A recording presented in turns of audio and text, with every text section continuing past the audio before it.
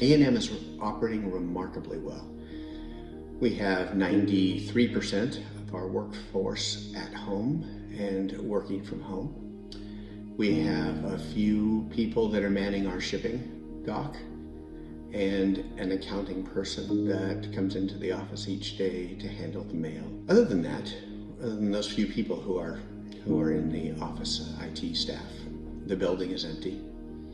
The lights are on and nobody's home. And how did we end up being able to operate so effectively in this time of crisis? In order to understand where we are today and how we got here, we have to realize it wasn't by accident. It was because we suffered two major natural disasters that made us realize that even though we thought we were prepared, we were not. First was the Tubbs fire that struck Santa Rosa in 2017. And that fire took out the connectivity of our office. And on that morning, we realized that without our office being connected to the internet, providing everything that needed to happen for all our people up and down the West Coast, there was very little to do. Our sales folks in the field couldn't access customer information.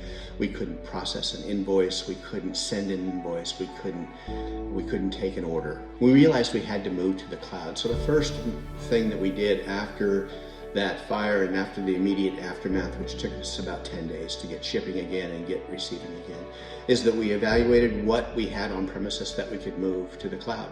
So we started with our mail, and instead of running an Exchange server locally, we pushed it up to Office 365 and put it in the cloud. This process didn't entirely go smoothly. We did a good job of identifying those items that we needed to address and assigning them to people.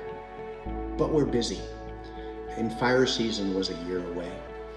So we didn't think about it much until 2 years later, on another October evening, a fire hit in our area once again and required an evacuation. Towns of Healdsburg and Windsor, both of those towns are under mandatory evacuations right now.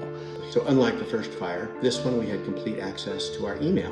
Our email was there, it was up and running, all was good. And we did a lot of things. We got our data up in the cloud. We were tired of not having our data someplace that we could access it. So we had our data up in the cloud.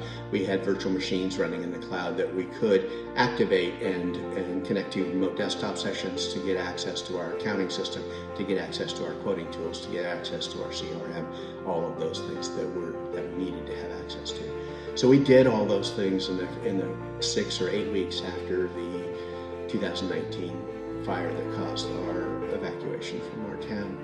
And never did we expect that we were going to need all that in March of 2020 when the COVID-19 virus hits.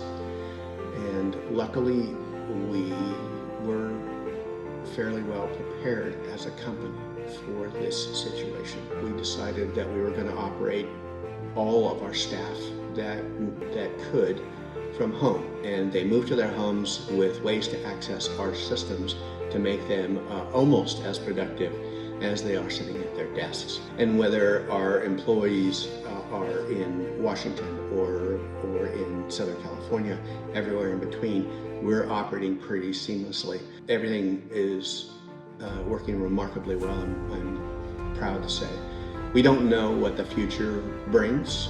This is an uncertain time, but we know that we can adapt and that we are ready for unexpected things that will come. We're not there yet, but we're close. We're never going to be there in a perfect world.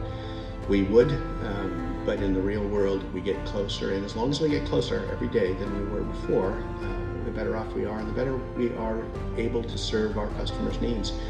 That's what we're here for.